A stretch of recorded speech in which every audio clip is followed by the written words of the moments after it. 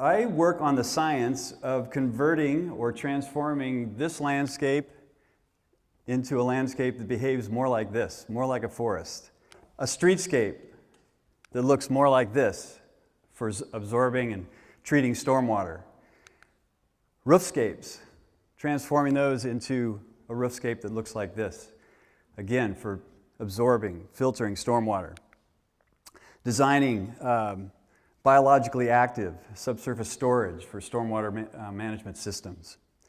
So why? Why would you do this? Well, it's fun. It's a lot of fun, actually.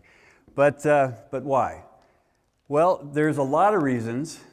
One of the primary drivers is that we share this region with some very stunningly powerful creatures, salmon and orca, and some of those animals are at risk of extinction.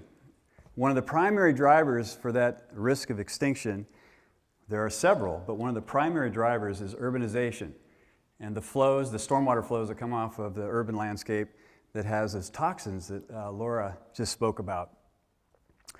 So we're actually in the midst of kind of a grand experiment in this region. We're one of the only regions in the world, in fact, we may be the only region in the world that has threatened endangered species in a major metropolitan area. Usually that's a wildland issue, not an urban issue. So what are we going to do about it? Well, we've talked about some of the things that are happening around stormwater, some of the transitions and changes, but we're going to talk a little bit about the science of reinventing the urban landscape. And so one of the first questions that comes to mind, of course, for all of us, is that what do sand, coconuts, and burnt wood have in common? Of course, that's the question you would first ask. Well, as it turns out, these are some materials that show a lot of promise for developing a perfect stormwater filter. And so we're going to look at some data. And what I'm going to show you here is a plot on the right. We're going to focus on the plots that are on the right here. And each one of those colored boxes represents different kinds of filter media for filtering stormwater to prevent these impacts that we've been talking about to our aquatic organisms. The red box is a bunch of data for some old media that we've been prescribing for a number of years now. And what I want you to focus on are those dark lines in the middle of those, or in those colored boxes. Those are the median values for removal or capture of dissolved copper in those media. Well, the red box you can see on the left, or on the left of that plot, units in parts per billion on that vertical axis.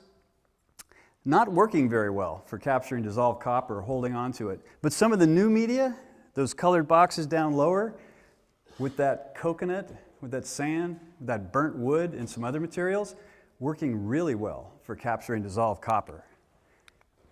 Orthophosphorus, another contaminant, particularly damaging to freshwater streams and lakes. Again, the red box, some of the old material we've been working on over the past few years, not performing too well, but some of the new materials we're working with on those colored boxes down low, working really well for capturing orthophosphorus. So what do you do with this stuff, with this media that we work in the lab on this stuff, and what do you do with it in the landscape? Well, we deploy it in ultra-urban landscapes like this in Portland, or in residential developments in West Seattle, to capture and filter the stormwater across the landscape. Permeable pavements, and I believe you have porous asphalt in your parking lot out here in the, yes, congratulations. And we're looking at some porous asphalt right here at a research station in Puyallup. And you can see up top left there some impervious asphalt with the shiny surface, and then the drier looking porous asphalt. And we've been experimenting with these materials and trying to determine how well do they filter pollutants. So these are materials that water flows readily through the surface while allowing you to drive. More data. What we've been finding is these surfaces can work really well for capturing pollutants. Here we're looking at total suspended solids, and on the left, another bunch of data, a distribution of data, looking at the dirty water coming in to that porous asphalt, and then quite clean water on those two box plots that are really squished down, really small on the right. Very good results for capturing and retaining, filtering sediment. Total copper, same thing. Very dirty water coming in, high concentrations of total copper, very clean water coming out, low concentrations of copper. Motor oil, same thing. Quite high concentrations coming in and quite low concentrations coming out the bottom of that system.